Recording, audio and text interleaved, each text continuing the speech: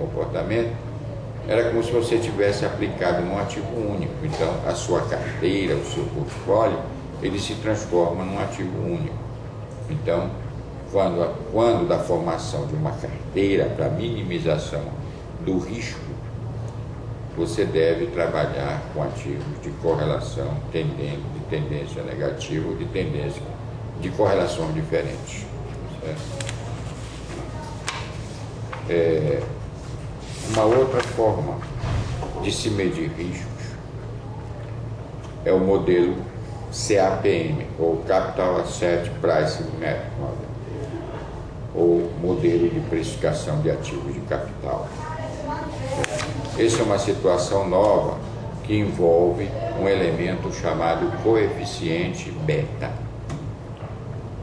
As ações, elas possuem dois riscos diferentes.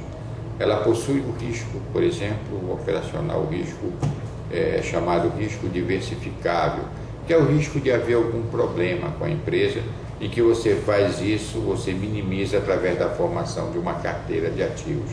Ou seja, você junta vários ativos e forma uma carteira. Você estaria gerenciando o risco diversificável ou o risco da empresa vir a ter algum problema. Mas estudos mais recentes, a teoria de Markowitz, por exemplo, ele cria um coeficiente chamado coeficiente beta, que mede outro risco específico das ações, que é o chamado risco sistêmico. É o risco do sistema entrar em colapso. É exatamente o que está acontecendo agora no mercado. Essa crise começa com as letras hipotecárias e as hipotecas dos Estados Unidos.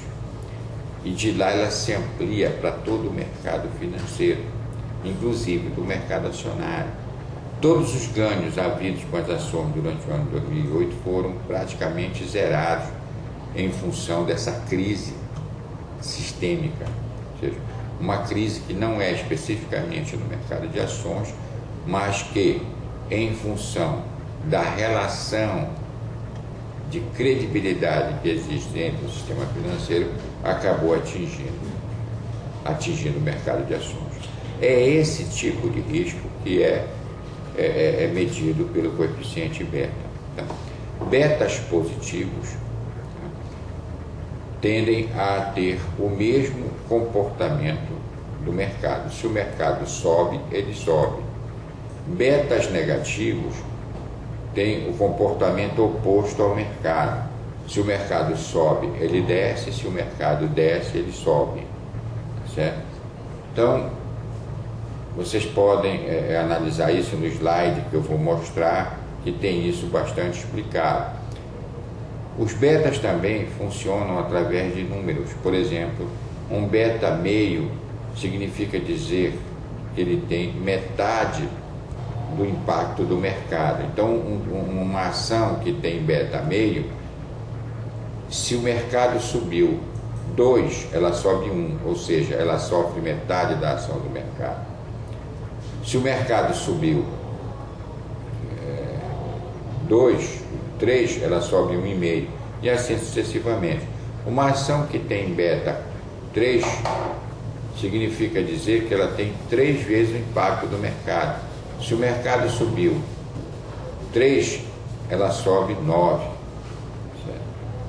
Ações com betas negativos funcionam na mesma direção. Uma ação com beta menos meio significa dizer que ela sofre metade do impacto, só que numa situação diferente. Se o mercado cai 2, ela sobe 1, porque já falamos que ações com betas negativos têm impactos diferentes do impacto do mercado. Certo? Então, o modelo CAPM é formado pelo coeficiente beta, certo?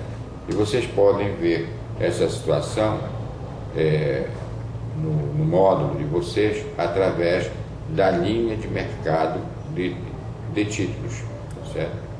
A linha de mercado de títulos, ela trabalha com as taxas livres de risco.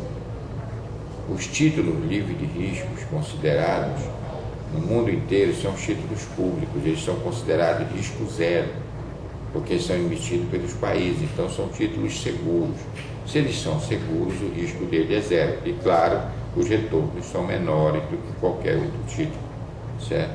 Então, o beta incide sobre o retorno de mercado.